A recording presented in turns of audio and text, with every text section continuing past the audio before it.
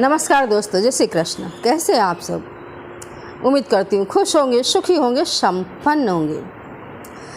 चलिए दोस्तों, आज मैं आपसे बात करने जा रही हूँ ऋषि पंचमी के बारे में। हिंदी पंचांग के अनुसार हर वर्ष भाद्रपद मास के शुक्ल पक्ष की पंचमी तिथि को ऋषि पंचमी मनाई जाती है। इस वर्ष ऋषि पंचमी 23 अगस्त दिन रविवार को है। ऋषि पंचमी हर वर्ष हमेशा हरतालिका तीज के 2 दिन बाद और गणेश चतुर्थी के 1 दिन बाद आती है।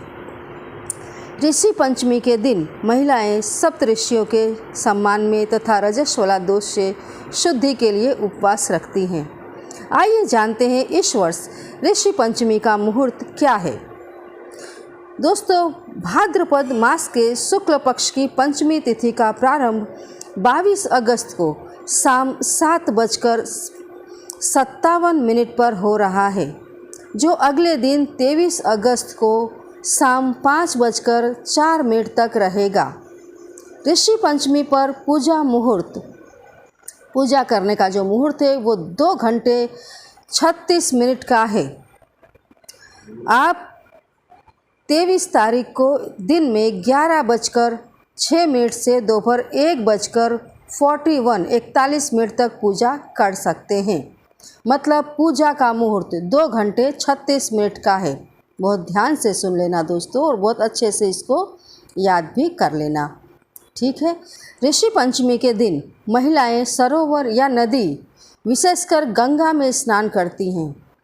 ऐसी मान्यता है कि रजस्वला के समय होने वाली तकलीफ तथा अन्य दोष के निवारण के लिए महिलाएं ऋषि पंचमी का व्रत करती हैं और स्नान करती हैं।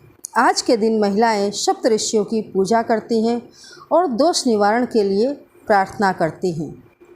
ऋषि पंचमी की पूजा में महिलाएं सप्तऋषियों की मूर्ति बनाती हैं और पूजा करती हैं। इसमें प्रथम पूज्य श्री गणेश जी की पूजा भी की जाती है। उसके बाद ऋषि पंचमी की कथा सुनती हैं। ऋषि पंचमी के व्रत में महिलाएं फलाहार करती हैं और अन्य व्रत के नियमों का पालन करती हैं। अन्य व्रत की तरह ही, मतलब जो दूसरे नियम होते हैं उनका भी पालन करती हैं, फलाहार भी करती हैं। और इस दिन दोस्तों श्यामा पाचम, इस व्रत को भी इसलिए कहा जाता है क्योंकि इस दिन श्यामा खाया जाता है। श्यामा एक बिल्कुल ऐसा होता है जैसे मोरैया होता है, इस टाइप के झिने झिने वाइट दाने होते हैं, जिसे श्यामा कहा जाता है। खेतों में लगाया जाता है, बहुत ही शुद्ध होता है ये भी खाया जाता है और फलाहार भी किया जाता है। और दिन के अंत में ब्राह्मणों को भोजन करवाया जाता है और उसके बाद महिलाएं स्वयं भी पारणा करती हैं। व्रत को पूर्ण करने के बाद भोजन करती हैं।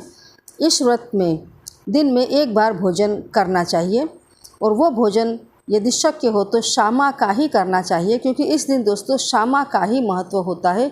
शामा खा करके ही ये व्रत किया जाता है और सप्तऋषियों की पूजा में भी शामा ही चढ़ाया जाता है। इस कथा को दोस्तों सुनने और सुनाने मात्र से कई प्रकार के दोषों से मुक्ति मिल जाती है।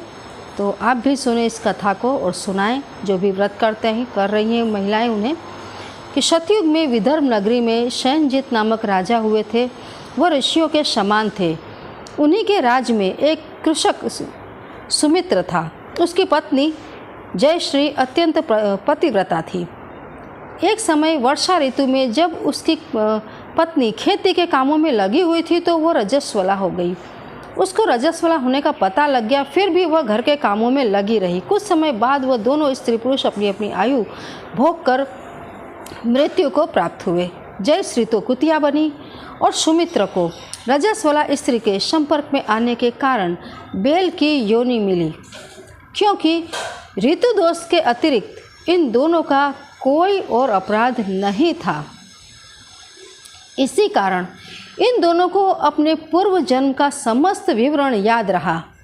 वे दोनों कुतिया और बेल के रूप में उसी नगरी में अपने बेटे सुचित्र के यहाँ रहने लगे। धर्मात्मा सुचित्र अपने अतिथियों का पूर्ण सत्कार करता था। अपने पिता के श्राद्ध के दिन उसने अपने घर ब्राह्मणों को भोजन के लिए नाना प्रकार के भोजन बनवाए और ब्राह्मणों को आमंत्रित किया।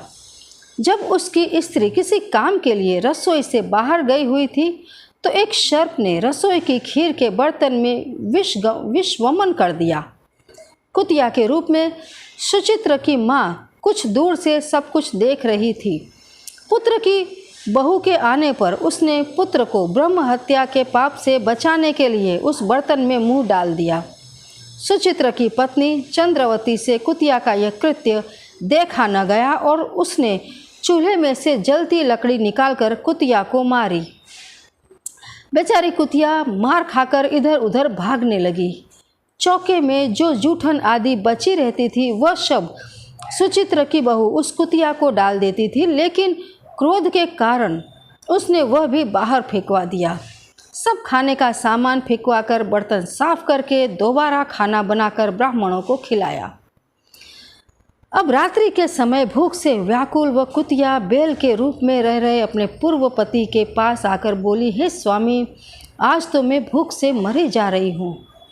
वैसे तो मेरा पुत्र मुझे रोज़ खाना देता था, लेकिन आज उसने मुझे कुछ नहीं दिया। सांप के विष वाले खीर के बर्तन को अनेक ब्रह्म हत्या के भय से छूकर उनके न खाने योग्य कर दिया था। इसी कारण उसकी बहू ने मुझे मारा और खाने के लिए कुछ भी नहीं दिया। तब वह बेल बोला, हे भद्रे, तुम्हारे पापों के कारण तो मैं इस बेल की योनि में पड़ा हूँ और आज बोझा ढोते ढोते मेरी कमर टूट गई है। आज मैं भी खेत में दिन भर हल में जुता रहा। मेरे पुत्र ने आज मुझे भोजन नहीं दिया और मुझे मारा भी। मुझे इस प्रकार कष्ट देकर उसने इस श्राद्ध को निष्फल कर दिया। अपने माता पिता की इन बातों को सुचित्रा सुन रहा था। उसने उसी समय दोनों को भरपेट भोजन करवाया और फिर उनके दुख से दुखी होकर वन की ओर चला गया।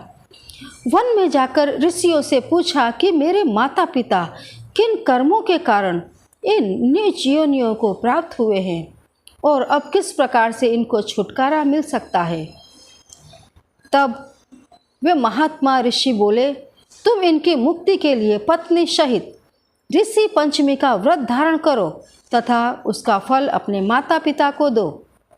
भाद्रपद महीने की शुक्ल पक्षमी को मुख शुद्धि करके मध्याह्न में नदी के पवित्र जल में स्नान करना और नए रेशमी कपड़े पहनकर अरुंधति सहित सप्त ऋषियों का पूजन करना।